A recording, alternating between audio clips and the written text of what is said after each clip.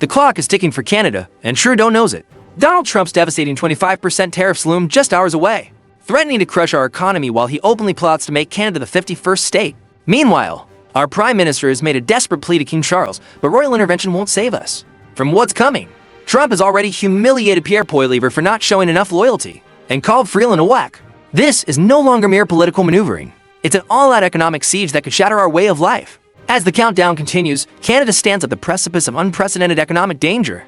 Trump's brutal attack on Canadian leaders, who's loyal enough? Donald Trump has just launched an absolutely devastating personal attack on Canadian leadership that has completely thrown Ottawa into chaos. Forget diplomatic protocols, Trump has crossed every line imaginable, targeting Canada's political leaders with brutal personal insults that have left the entire government scrambling. In a shocking interview with The Spectator, Trump launched a direct attack on Conservative leader Pierre Poilievre. Did comment on Pierre Poilievre, the Conservative leader. He said about Pierre Poilievre that he's, quote, not a MAGA guy. And he continued with this. He said, quote, they all make that mistake. You know, they think they're going to be the tough guy and they're going to knock out Trump, and they end up getting the hell beat out of them. He also said that Poilievre's biggest problem is that he's not a MAGA guy. Poilievre responded on X, appearing to actually agree with Trump's characterization of him. This is what he wrote, quote, Mr. President, it is true. I am not MAGA, Make America Great Again. I am Canada first. Always, Canada has always been America's best friend and ally, but we will never be the 51st state. The assault was unprecedented, with Trump explicitly demanding that Poilievre more fully embrace him personally. This wasn't about policy. This was Trump asserting dominance over someone who could potentially become Canada's next prime minister. Trump isn't treating Poilievre as the leader of a sovereign nation's opposition party. He's treating him like a subordinate who must publicly pledge allegiance to remain in good standing. This power move perfectly mirrors how Trump has consistently demanded personal loyalty from foreign leaders throughout his political career. Those who pledge allegiance are rewarded, while those who maintain independence face his wrath. The verbal assault extended beyond Poilievre to target Chrystia Freeland, with shocking personal insults, labeling her a whack in crude language that shattered diplomatic norms. Even more alarming, Trump claimed direct credit for Freeland's removal as finance minister, essentially boasting that he influenced Canadian cabinet shuffles from outside the country. And he made some of his harshest comments toward Chrystia Freeland, calling her a whack, quote, and he claimed as well credit for her resignation as finance minister and as deputy prime minister back in December. I'll read you a bit of what he said as quoted by that magazine. He said, quote, Governor Trudeau understood that, again, that Governor Trudeau phrase, that insult toward the Prime Minister. He continued, and he actually fired her because of a meeting he had with me. I said, she is so bad, she's bad for the country. Trump and Freeland, they do have a history. In Trump's first administration, in fact, they dealt with each other quite a bit during those NAFTA renegotiations. Trump has criticized her a lot in recent months, and Freeland actually points at that as a reason to kind of explain or show that she has strong negotiation skills. She wrote on X the following, quote, there's a reason Trump called me a, quote, whack. There's a reason he complained about my negotiating skills. Trump didn't comment on Freeland's rivals in the Liberal leadership race, it's worth noting, but This is Trump's method of foreign policy, personal dominance over international relations. The timing couldn't be more suspicious. With tariff negotiations hanging in the balance, Trump's perfectly timed attack has created internal chaos, exactly when Canada needs to present a unified front. The most telling evidence of his success. Both Poilievre and Freeland were immediately forced to respond to his comments. In an instant, Trump completely hijacked Canada's political agenda, forcing its leaders to react to his provocation, instead of focusing on the impending economic crisis that looms just hours away. By demanding Poilievre's loyalty while simultaneously taking credit for removing Freeland, Trump is executing a masterful divide-and-conquer strategy against Canada's political establishment. The Canadian government is now playing defense on Trump's terms, rather than addressing the actual policy issues at stake. The most disturbing aspect isn't just what Trump said, it's what his comments reveal about his true intentions for Canada. He views Canadian political leadership as something he should be able to influence and control directly. This isn't normal international relations, it's a blueprint for influence operations, aimed at undermining Canadian sovereignty through political pressure. The The demand for Poilievre to more fully embrace him reveals a mindset where Canadian politicians aren't seen as foreign leaders but as potential subordinates in Trump's broader power structure.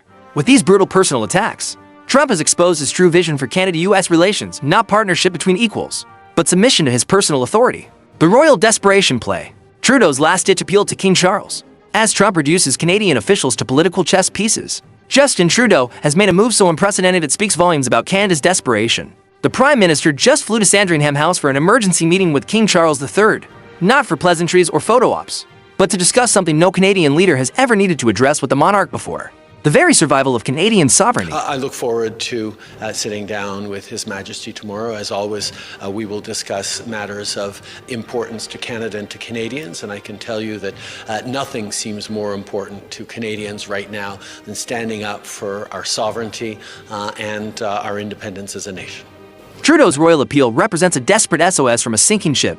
This emergency call pulling on Canada's constitutional relationship with the Crown comes at the 11th hour before Trump's tariffs potentially devastate our economy. A Canadian Prime Minister felt compelled to appeal directly to the King about threats to our nation's independence, a historical first that should terrify every Canadian.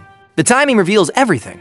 As Trump's economic guillotine hangs over Canada's neck, our closest allies have abandoned us in real time. What response did we get from the British? Betrayal. British Prime Minister Keir Starmer, standing shoulder to shoulder with Trump at the White House, was directly asked about the King's concerns regarding Trump's annexation threats against Canada. His response: a cowardly dodge. We're the closest of nations, and we had very good discussions today. But we didn't discuss Canada. The betrayal is crystal clear. Our oldest ally, the nation whose monarch remains our head of state, refuses to even acknowledge the existential threat Canada faces. As a result of which our teams are now going to be working together on an economic deal. Our team is going to be working together on security in Ukraine.